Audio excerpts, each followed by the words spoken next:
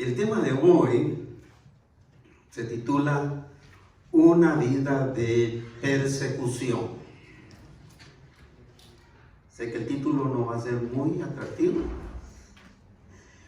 pero es un tema que es bien explicado de manera extensa en la Escritura, basado en Juan, capítulo 15, versículos 18 a 25, y luego 16, del 1 al 4.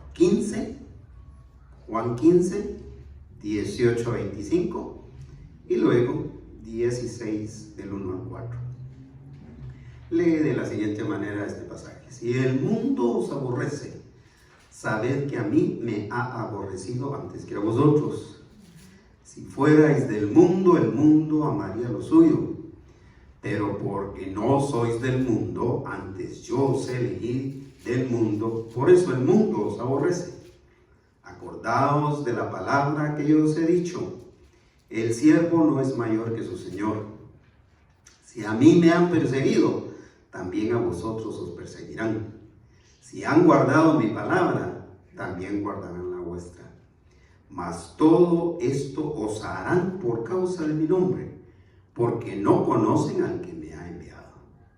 Si yo no hubiera venido, ni les hubiera hablado, no tendrían pecado, pero ahora no tienen excusa por su pecado. El que me aborrece a mí, también aborrece a mi Padre. También a mi Padre aborrece. Si yo no hubiese hecho entre ellos obras que ningún otro ha hecho, no tendrían pecado. Pero ahora han visto y han aborrecido a mí y a mi Padre. Pero esto es para que se cumpla la palabra que está escrita en su ley: sin causa me aborrecieron. 16:1. Estas cosas os he hablado para que no tengáis tropiezo.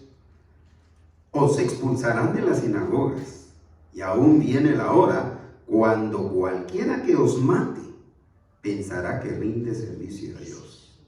Y harán esto porque no conocen al Padre ni a mí. Mas os he dicho estas cosas para que cuando llegue la hora os acordéis de que ya os lo había dicho. Definitivamente, este es un tema que en el canal de YouTube de la iglesia no va a ser atractivo para ninguno. Quizá los que cuando vean en el canal todos los títulos de los sermones que se pueden ver, quizá los que se inclinen o se interesen por el tema va a ser aquellos que están ahora sufriendo persecución, sufriendo cualquier tipo de dificultad. Pero yo creo que después de atender a este tema, vamos a ver la importancia y la necesidad de estar conscientes de que la persecución también es parte de la vida de un creyente. La vida del seguidor de Cristo definitivamente tiene implícita la persecución.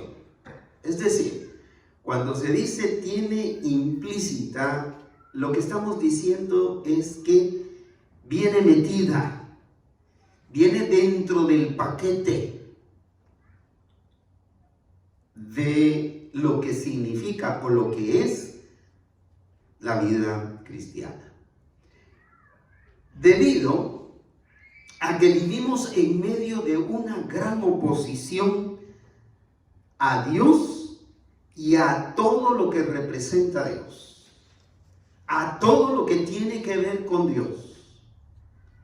Y es una oposición, hermanos, que existe desde que existe la humanidad. Y quizá la oposición se va manifestando de diferentes maneras. Que naturalmente todo seguidor de Cristo que está conectado directamente con Dios, va a ser relacionado con Él. Y al ser relacionado con Él, con Dios, va a sufrir oposición, va a sufrir persecución. Pero a pesar de que debiéramos de entender eso, debiéramos de aprender a vivir con eso como cristianos, como creyentes,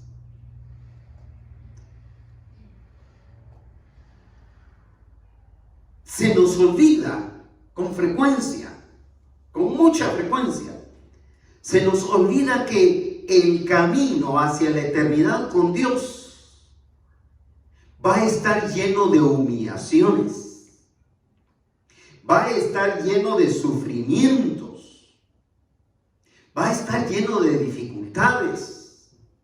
Y muchas veces, nosotros los ministros, los pastores, o los hermanos y hermanas de las congregaciones que tienen muy buenas intenciones, ocultan a otros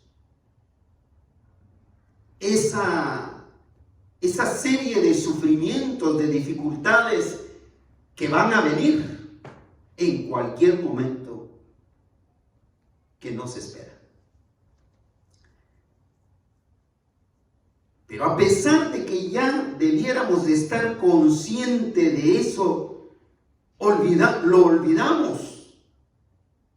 Porque todo eso va a llegar para desalentarnos en nuestro caminar. La persecución desalienta. La oposición desalienta. Las dificultades desalientan. Las enfermedades de cualquier tipo desalientan. Pero nosotros debemos estar conscientes de que esos sufrimientos son parte de la vida cristiana. Por lo que yo diría, como dijo el apóstol Pedro, no hay por qué sorprenderse. El apóstol Pedro lo dijo así de manera más cruda todavía. No os sorprendáis por el fuego de prueba que os ha sobrevenido, como que algo extraño os aconteciese o les estuviera pasando. No se sorprenda lo que está diciendo Pedro. No se sorprenda de que se acostó tranquilamente sin ningún problema y hoy se levantó que no podía dar un paso. De la nada. No se sorprenda del fuego de prueba que os ha sobrevenido, como que algo fuera de lo normal le está pasando. No hay por qué sorprenderse de que el mundo nos aborrezca, juntamente con su gobernador, que es el enemigo de nuestras almas, puesto que el trato, o mejor dicho, el maltrato que nos espera es el mismo que le dieron a nuestro Redentor, el Hijo de Dios. Así tenemos que hablar de las dificultades. Así tenemos que hablar de la persecución. De esta manera. Por eso estuve inclinado por algún momento en hablar de una vida de maltrato. Yo creo que eso todavía hubiera provocado una barrera en aquellos que van al canal buscando algún tema. ¿Me explico? Porque lo relacionamos con el maltrato intrafamiliar que existe en todas las esferas, en todos los niveles de la sociedad. El maltrato que podemos recibir de los demás. Por eso yo creo que la intención de Jesús al repetir el mandamiento una y otra vez, y particularmente en los temas anteriores de amarse los unos a los otros, fue para hacer un puente de conexión entre dos mundos. Un mundo antiguo, un mundo viejo que aborrece a Dios, con un mundo, la conexión con un mundo nuevo, formado por aquellos que han depositado su fe en Cristo Jesús y que están mandados, que tienen el mandamiento de amar a esos del mundo antiguo, de quienes van a recibir a cambio del amor que ellos puedan dar, van a recibir solo persecución, van a recibir odio, rencor y rechazo. Así que, habiendo dicho esto como introducción, el que confía en Dios experimentará persecución. En primer lugar, debido a que la vida del creyente le pertenece a Dios. Vuelvo a repetir. Este no es un tema que va a atraer a las multitudes, pero es un tema que se necesita compartir con ustedes, que ya son parte de Dios, que ya conocen al Señor. No hay razón por qué ocultarles a ustedes la realidad. Es decir, a veces con buenas intenciones quisiéramos ocultarle, por decir alguien, a José Rodríguez, que no tiene mucho tiempo de haberse empezado a incorporar a los que han entregado su vida a Cristo Jesús, con aquella intención de mantenerlo aquí en medio de nosotros, garantizarle que nada malo va a venir.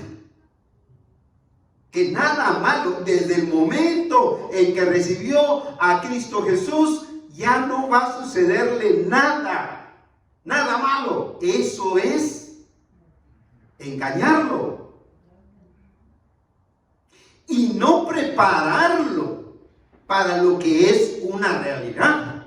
Por el contrario, la oposición va a venir, y va a venir de donde ni siquiera nos imaginamos, y va a venir quizá hasta de los propios que nosotros amamos. Mi hermano mayor, cuando yo me entregué al Señor en mi juventud, mi hermano mayor decía: ya déjenlo, ya le va a pasar. Ya le va a pasar esa su onda que carga de haberse entregado a Dios, ya le va a pasar. Este va a terminar siendo como el resto de mis hermanos, y estamos hablando de 14 hermanos.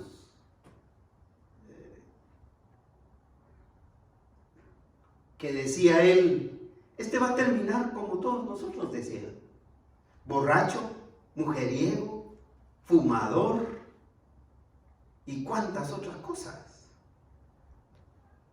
Porque la oposición venía de ahí adentro.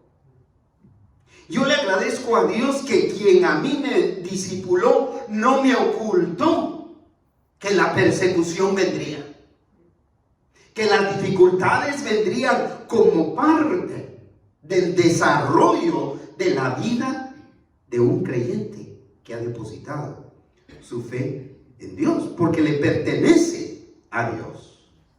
Así que Jesús estableció claramente la expectativa del trato que debe esperar en este mundo todo el que le ha entregado la vida a Dios.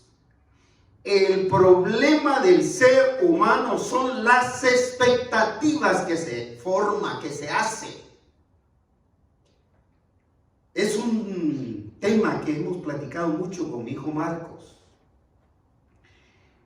Porque Marcos tiene una carrera muy amplia académicamente hablando. Es el que más años de estudio ha tenido, incluso más años de estudio que yo. Llegando a esferas de investigación que al final de cuentas le hicieron reconocer, no sabemos nada. No sabemos nada. Pero el tema central que a veces conversamos con Marcos es esto de las expectativas que nos formamos. Esta pobre gente que estaba llegando antes del 23, que va a ser mañana, venían con expectativas de este país, unas expectativas increíbles. Todos los que llegan con la expectativa del sueño, el famosísimo sueño americano. Yo estoy por cumplir 32 años el próximo mes aquí en Estados Unidos, aquí en esta misma ciudad de Bellflower, donde he vivido 32 años. Aquí en esta congregación, en esta iglesia que he pastoreado por 32 años. Y mi hermano, mi hermana, continúo con una deuda de una casa y no me explico qué es el sueño americano. ¿Qué es? ¿Tener esa carga? ¿Qué es el sueño americano? Tenemos una expectativa de que aquí todo se nos va a resolver, de que aquí no habrá las luchas que teníamos en nuestros países. Y cuando llegamos nos damos cuenta que todo es falsedad. Por las expectativas que nos hacemos expectativas del matrimonio, nos hacemos expectativas del trabajo, nos hacemos expectativas de los hijos, nos hacemos expectativas de los padres.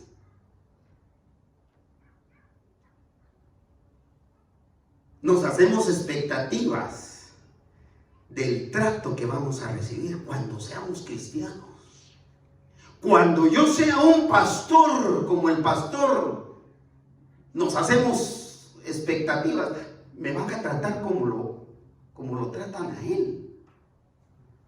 Pero vea, la realidad de este pasaje es que la expectativa que debían tener en cuanto al trato era como habían tratado ¿A quién? A Jesús. Así que empieza el Señor diciéndoles, aquí les va la manera en que los van a tratar. Y empieza el versículo 18 diciendo, si el mundo os aborrece. Ese sí con el que empieza el versículo 18, como empiezan algunos otros versículos más adelante, ese sí está manifestando una gran probabilidad que se puede sustituir. Ese sí se puede sustituir con el término cuando. Si lo sustituimos, ¿cómo diría? Cuando el mundo os aborrezca. ¿Qué estoy diciendo ahí? ¿Qué va a pasar? Correcto. Esa es la expectativa, justamente. Cuando el mundo les aborrezca, lo que Jesús les estaba diciendo es anticipándoles. José, cuando la hostilidad, la dificultad, la oposición, la persecución, la enfermedad, el desastre, la catástrofe vengan, cuando vengan. Eso es lo que está diciendo.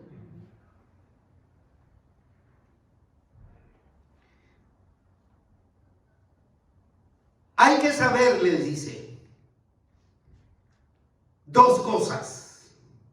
No les ocultó nada. Hay que saber por lo menos dos cosas. Primera, saber que a mí me aborrecieron, ¿qué? Antes que a vosotros. Esta era la primera cosa que debían saber. Sepan que a mí no me trataron como el Hijo de Dios. No me trataron como el Rey de Reyes. No me trataron como Dios mismo. ¿Y quiénes me maltrataron? Los mismos míos. Los judíos. Los hebreos. El Señor les dice, la primera cosa que tienen que saber es que lo que ustedes van a recibir, eso ya lo recibí yo antes que ustedes. Quiero que sepan que a mí me aborrecieron antes que a vosotros. Y al utilizar el término aborrecer, lo que estaba señalando es la gran magnitud que iba a tener esa persecución, esas dificultades. ¿Con qué relacionamos la palabra aborrecer, hermano Roy? Con odio. En otras palabras, lo que le estaba diciendo es que a mí me odiaron antes que a ustedes. ¿Con qué otra palabra relacionamos aborrecer? Con desprecio. A mí me despreciaron antes que a vosotros. ¿Sigan? Rechazar, justamente. Y a mí me rechazaron antes que a vosotros. ¿Con qué más relacionamos? Aborrecer. Era una oposición de magnitudes elevadas. Continúa el versículo 19. Si fuerais del mundo, el mundo amaría lo suyo. Esta ya es la segunda razón. Si fuerais del mundo, el mundo amaría lo suyo. ¿Qué les está diciendo? ¿Cuál es la razón por la que los iban a aborrecer? Porque no son del mundo. Porque ahora pertenecen ¿a quién? Pertenecen a Cristo, pertenecen a Dios. Entonces la segunda razón es un asunto de pertenencia. Porque Si fuerais del mundo, el mundo amaría lo suyo. Amaría mientras te tiene atrapado. Mientras te tiene encadenado, se va a manifestar como que te ama el resto del mundo. Pero, continúa la segunda razón, porque no sois del mundo, antes yo os elegí del mundo, por eso el mundo os aborrece. Es decir, que la expectativa entonces que debían tener, volvamos a repetir todo lo que me dijeron, el mundo, porque ustedes pertenecen a Dios, entonces los va, según usted dijo, los va a odiar. ¿Alguien más dijo aquí? Los va a rechazar. ¿Alguien más dijo? Los va a despreciar. ¿Alguien más dijo? Bueno, si fuerais del mundo, el mundo amaría lo suyo, pero porque no sois del mundo, antes yo os elegí del mundo, por eso el mundo os aborrece. El que ha creído en Cristo Jesús pertenece a Dios, es decir, estamos en el mundo, pero no pertenecemos al mundo. Tengamos claro eso. Vivamos como migrantes de este mundo. Ese es nuestro problema.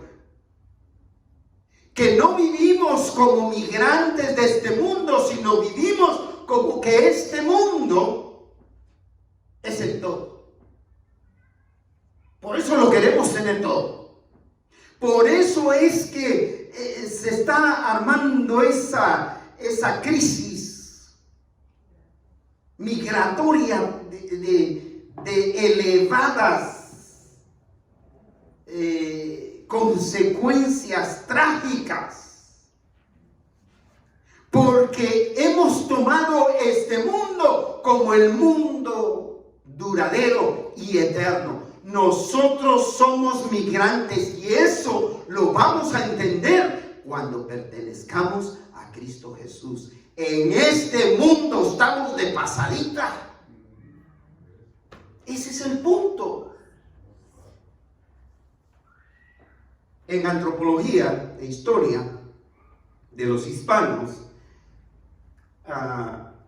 en uno de mis cursos de la maestría estuve estudiando por qué, especialmente del pueblo mexicano, por qué los mexicanos pasaban tantos años para formalizar su documentación en este país. ¿Sabe cuál fue el descubrimiento? Porque tenían la esperanza de volver a su mundo, que es México. Tenían la esperanza de volver a su México lindo y querido.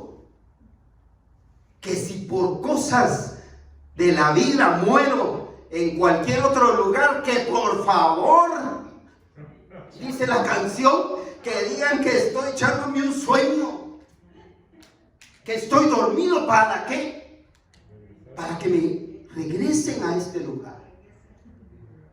Y nosotros vivimos así.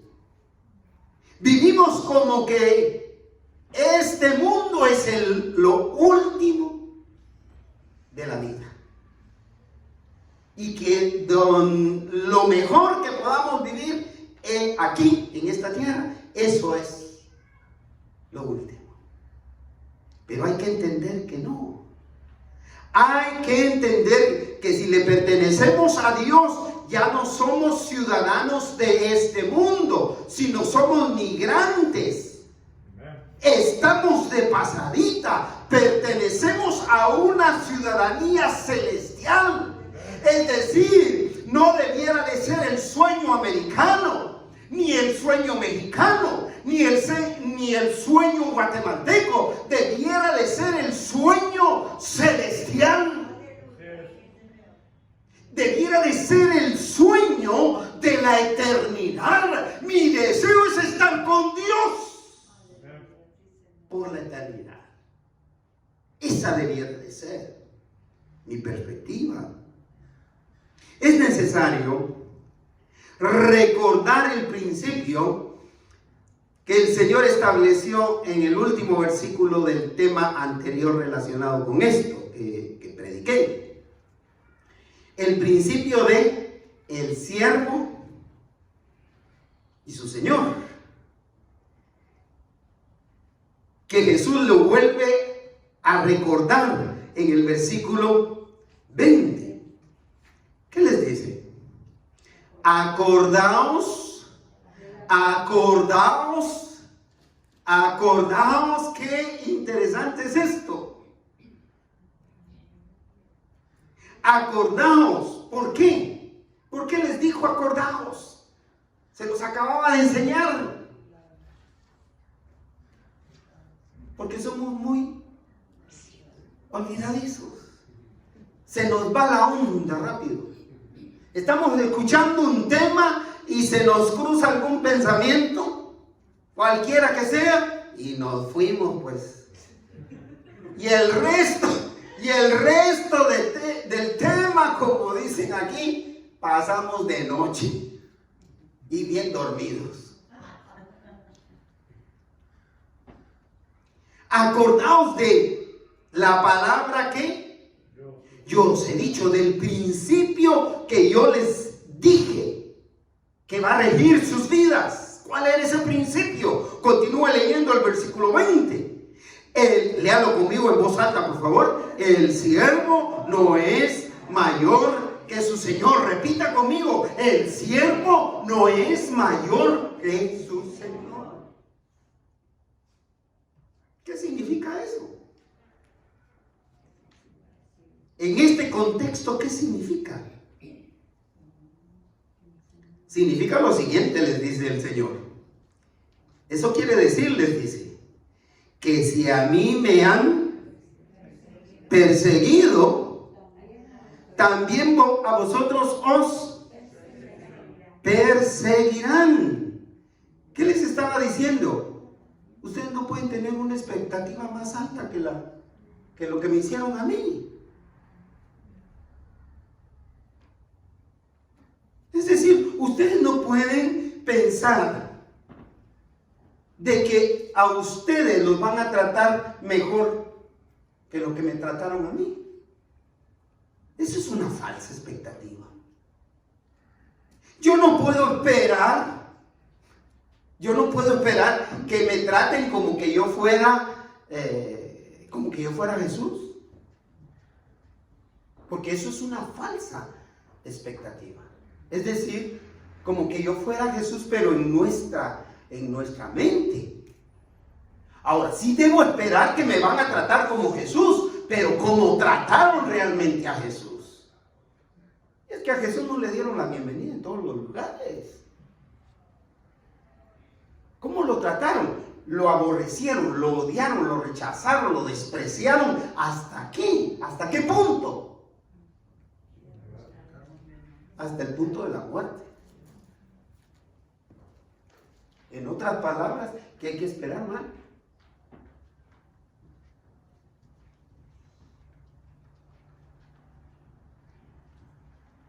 Estamos en el verso 20, ¿verdad?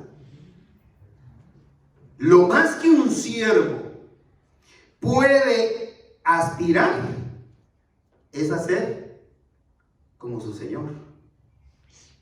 Cuando usted piensa en que lo van a tratar como un rey de la tierra, usted está pensando que es más que el Señor Jesús. Y el siervo, en ese sentido, no es mayor, ni en ningún sentido. es mayor que su Señor.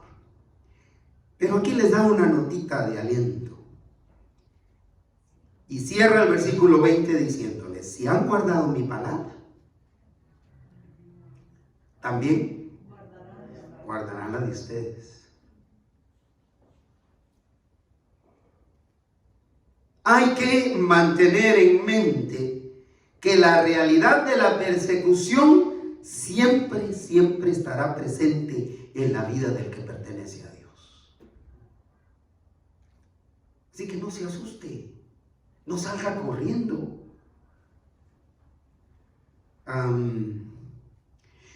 ¿Cuántas veces no me he visto yo tentado durante estos 44 años de ministerio que estoy cumpliendo de ordenado? Porque siempre lo digo, aparte de los 6 de desordenado que tuve, ¿verdad?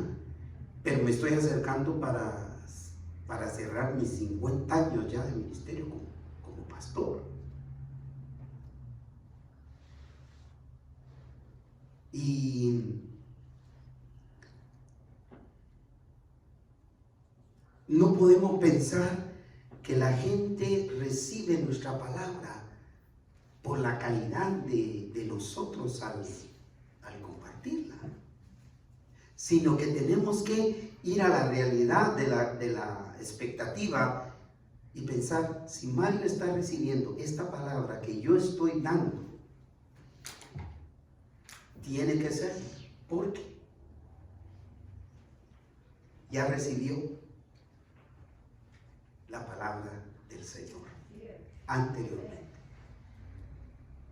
Si él no la ha recibido, va a rechazar.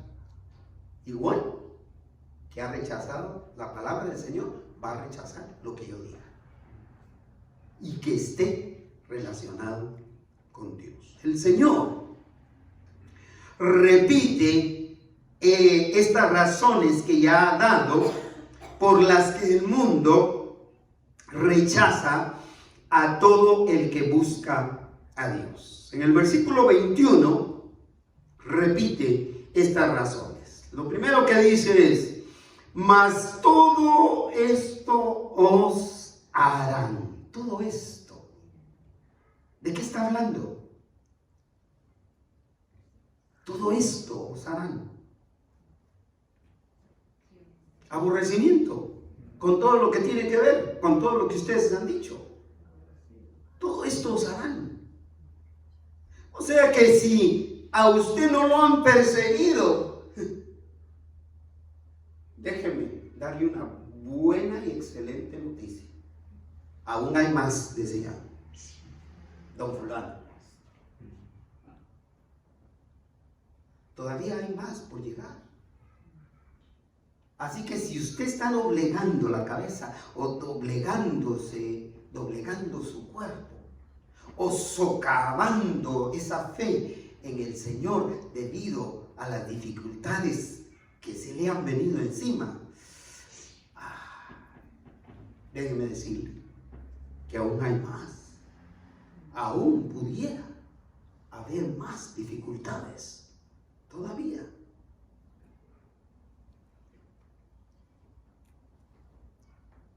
Mas todo esto os harán.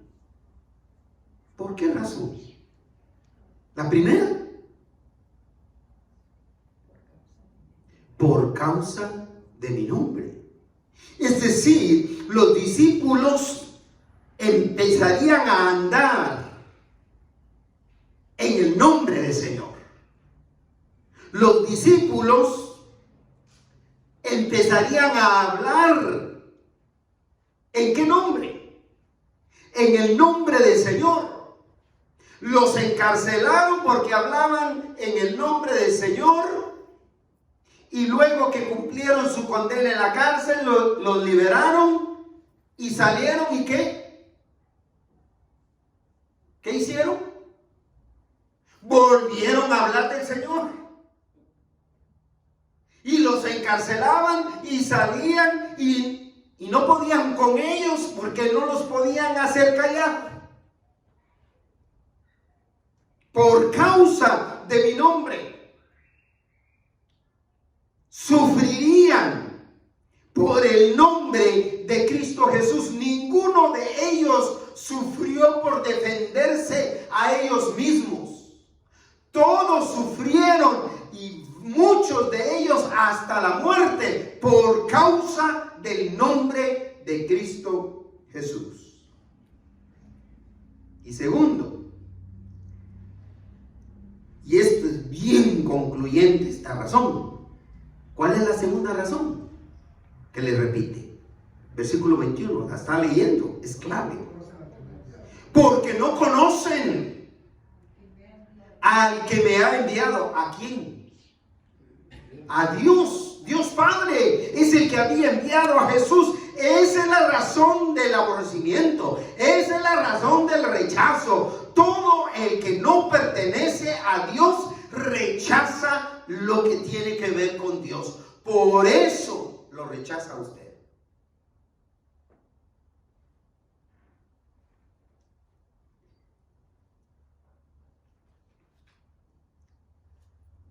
El que confía en Dios experimentará persecución. En segundo lugar, debido a que la incredulidad controla el corazón, controla la voluntad de decisión del hombre. Por eso el propósito de la venida de Jesús a este mundo fue para enseñarnos lo que necesitamos saber para poder llegar a Dios el Padre.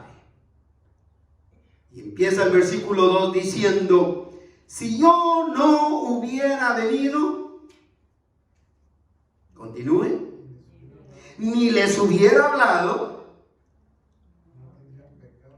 no tendrían pecado. No quiere decir que no hubieran pecado. No tendrían pecado. Es decir, no hubieran sido expuestos a la opción de creer o no creer. Pero una vez vino el Señor para mostrarnos el camino, y es el camino del arrepentimiento. Y una vez el Señor empezó a hablar de que necesitamos arrepentirnos, y ellos vieron que Él vino y ellos escucharon lo que Él dijo, ellos ahora sí tenían pecado. Y era el pecado de la incredulidad.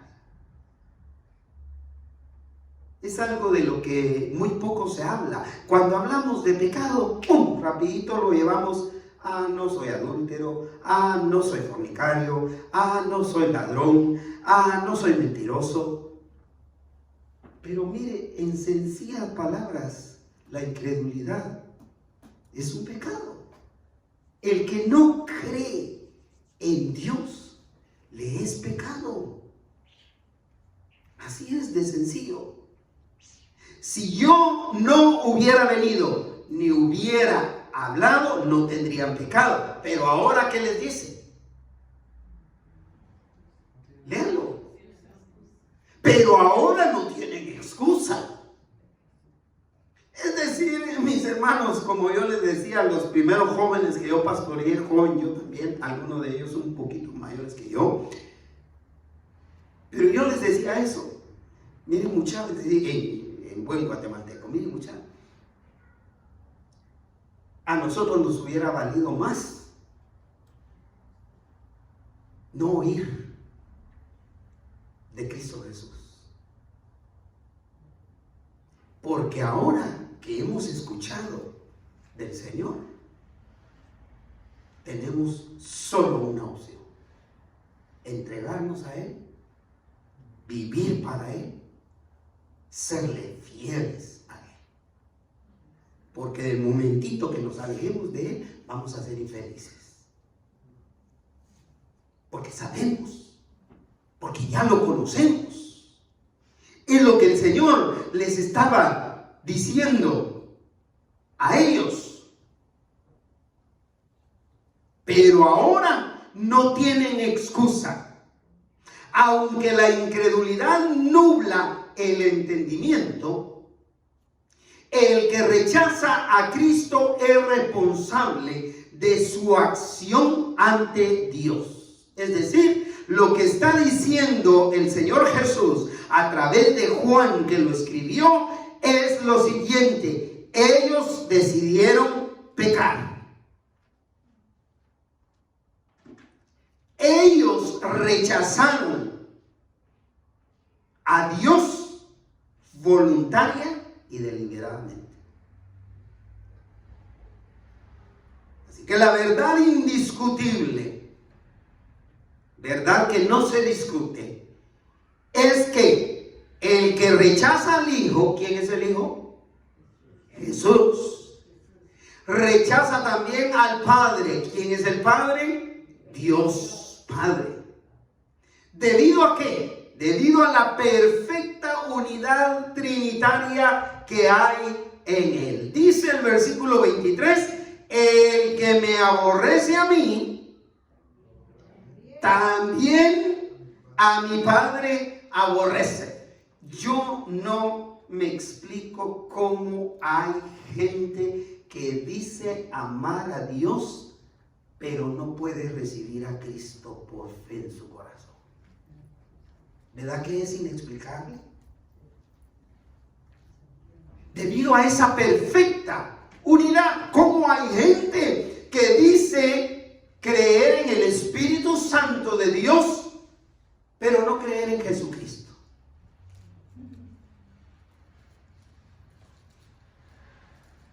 Claramente el Señor Jesús dice: el que me aborrece a mí, también a mi Padre aborrece. Esta es una de las declaraciones más notables de esa unidad divina que existe en la Trinidad de Dios. Es decir, si se rechaza uno, se rechazan los tres. Correcto. Si se rechaza uno, se rechaza a ese Dios trinitario. No podemos agarrar a uno que es lo que más nos gusta. Es necesario creer en un Dios que se manifieste en tres personas: Padre, Hijo e Espíritu Santo.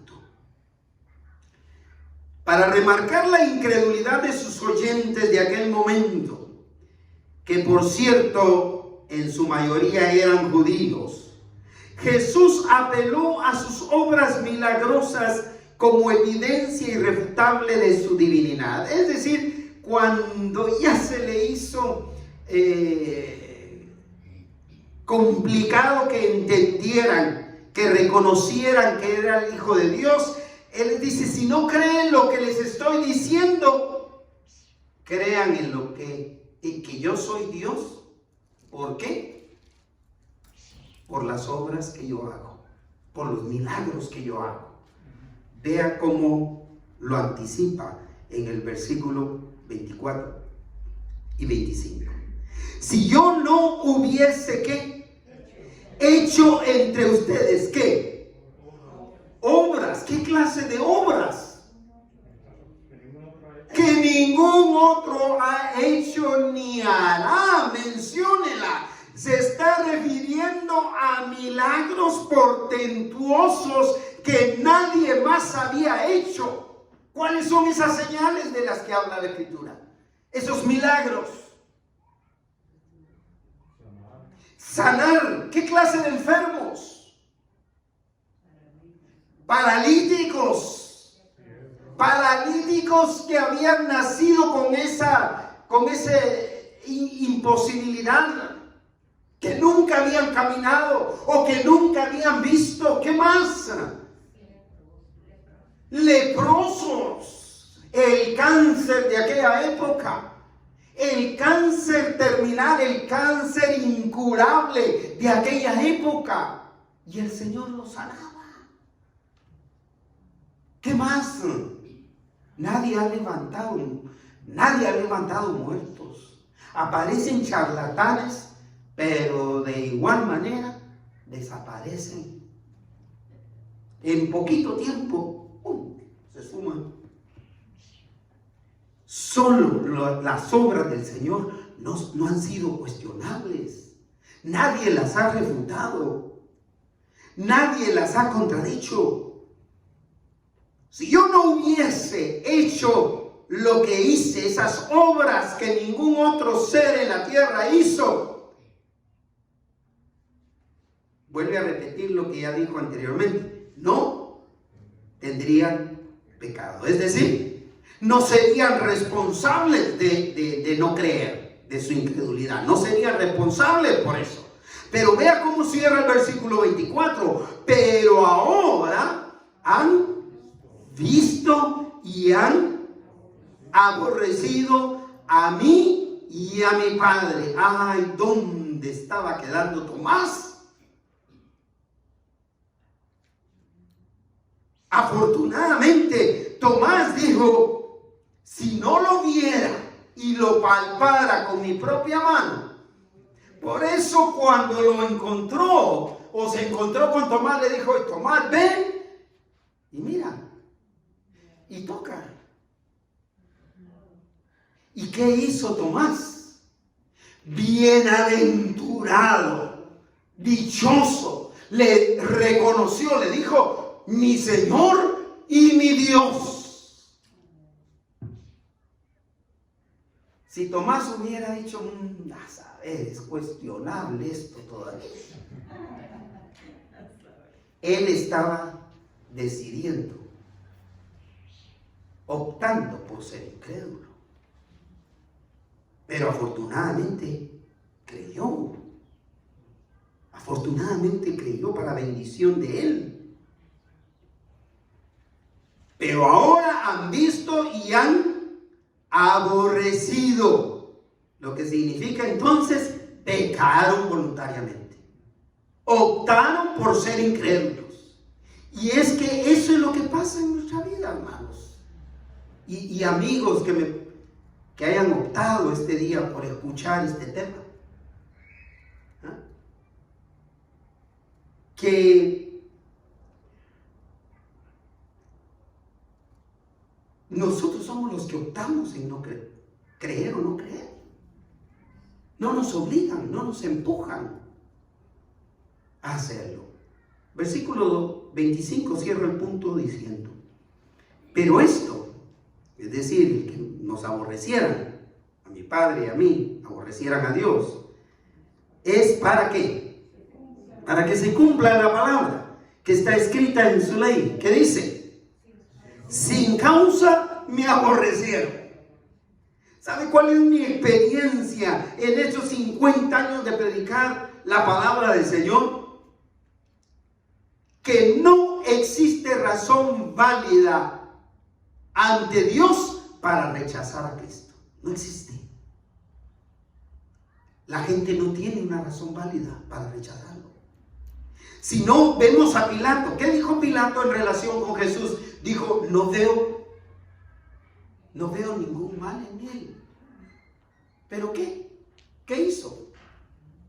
De igual manera lo rechazó. De igual manera lo rechazó. Cuando yo me pregunto, ¿por qué me resistía yo tanto en creer en Jesús? En Cristo Jesús. ¿Se ha hecho esa pregunta o no se resistió usted? Levante la mano un valiente, sincero, que se haya opuesto a recibir al Señor y que le ha costado. Hay uno, hay dos, hay tres, hay cuatro, conmigo 5. Una resistencia. ¿Por qué tengo que creer en Dios a través de Jesucristo? ¿Por qué?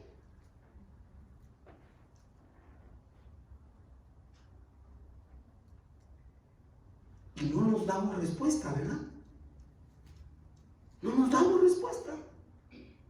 No podemos respondernos la razón de ese rechazo. La Escritura lo responde por incredulidad. Así que para cerrar el tema, el que confía en Dios experimentará persecución. En tercer lugar, debido a la ceguera espiritual que impera en el mundo entero. El mundo vive en una oscuridad espiritual increíble. Dios bondadosamente tomó el cuidado necesario para hacer que las enseñanzas de Jesús fueran aprendidas, fueran escritas. Y usted va a decir, sí, pero lo escribieron hombres. Sí, justamente por eso. Fueron hombres que vieron y que oyeron del Señor Jesús y que ellos escribieron para bendición de nosotros. Dios tomó ese cuidado de que fueran las palabras del Señor fueran aprendidas, escritas, enseñadas. ¿Sabe para qué? Para prevenir cualquier tropiezo cuando la persecución llegara debido a la ceguera espiritual que impera en el mundo. Así que el versículo 1 del capítulo 16 empieza diciendo el Señor Jesús: estas cosas os he hablado. ¿Qué cosas? El aborrecimiento, incluido el aborrecimiento, la persecución, la oposición, el rechazo. Estas cosas, todas las cosas que Él había enseñado, que Él había hablado. ¿Para qué?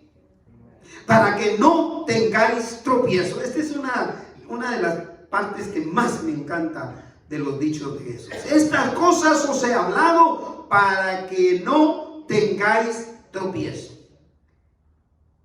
El verbo tropiezo, tropezar, en griego, cuando se translitera, es decir, cuando se pone en letras en español, se escribe de la siguiente manera: S, K, A, N, D, A, L, I, Z, O, acentuado la O. Escandalizo. Así se escribe tropiezo en griego. Esta palabra, escandalizo, es de donde viene el verbo de nosotros, ¿qué? ¿Cuál es el verbo en español que viene de escandalizo? Escandalizar, correcto. Escandalizar. También se puede entender como desalentar. También puede entenderse como desilusionar. Lo que está diciendo el Señor es: todas estas cosas yo las he escrito para que no se escandalicen, para que no se desalienten, para que no quieran sacarle la vuelta a la vida cristiana o a la iglesia cuando las pruebas vengan.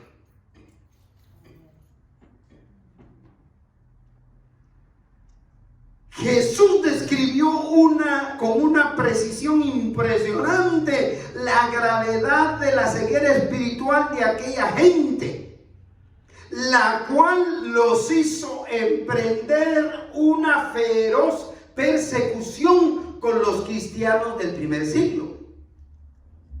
Una persecución que fue sin precedentes de la historia humana. Y que hasta el día de hoy la única comparación de esa persecución, ¿sabe cuál es? El holocausto judío de los nazis. Solo esa persecución, esa matanza, esa matancinga, digo yo, de judíos en 1941, 42 y 45 y yo creo que hasta 46. Solo esa matanza de judíos, cristianos y no cristianos, es comparada a la matancinga que se hizo del primer siglo.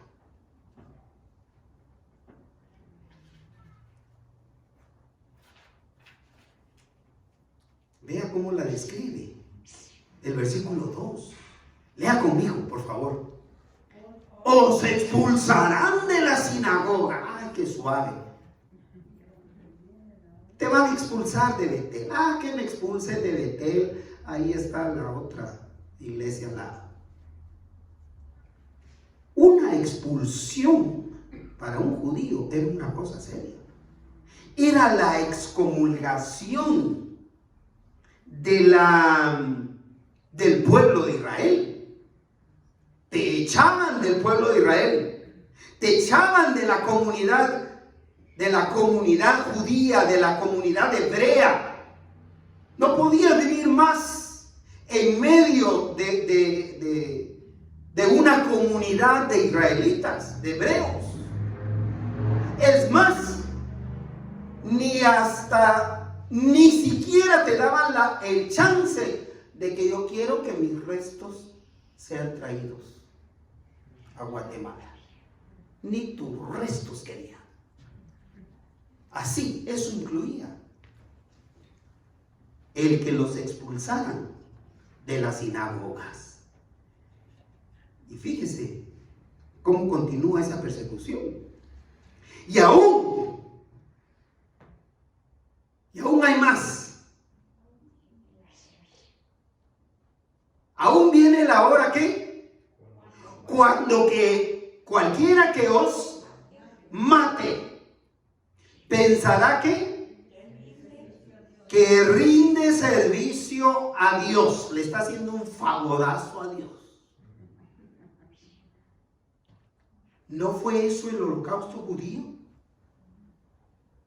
¿No fue esa supremacía blanca como pudo haber sido cualquier otra supremacía de cualquier otro color? La que en nombre de Dios, para purificar la raza de la tierra, en nombre de Dios, hicieron esa matanza, o hicieron esas matanzas de esa época. Porque pensaban, si matamos a Miguel, es porque estoy muy consagrado al Señor. Pero si le quiero matar, si quiero mostrar más consagración al Señor, entonces voy a matar a su esposa, a su hermana, a su pariente aquí, a su pariente allá. ¿Lo explico? Entre más daño nos hagan, más consagración a Dios hay. ¿Verdad que era serio? Y cierra el versículo 3 diciendo, y harán esto porque ¿qué? Porque no conocen al Padre ni a mí. Estas acciones iban a evidenciaron definitivamente que no amaban a Dios. Por el contrario, estaban en completa oscuridad espiritual. Así que el propósito de Jesús, al final de cuentas, era que sus palabras, lo que Él estaba diciéndoles, estuvieran presentes en su mente y en su corazón, para que la persecución no socavara la fe de ellos. ¿Por qué me propongo siempre a incluir en nuestro boletín esta palabra del Señor? Para eso, hermano, para que cuando la persecución llegue, usted pueda acercarse aquí con más facilidad, sin necesidad de ir a abrir a la Biblia. Usted pueda ver y pensar y leer algo como lo que Habacuc dijo: así como las aguas llenan el mar de la tierra, la tierra se llenará del conocimiento de la gloria del Señor. O el otro verso de Nahum: el Señor es bueno, un refugio seguro cuando llegan ¿qué? Las dificultades.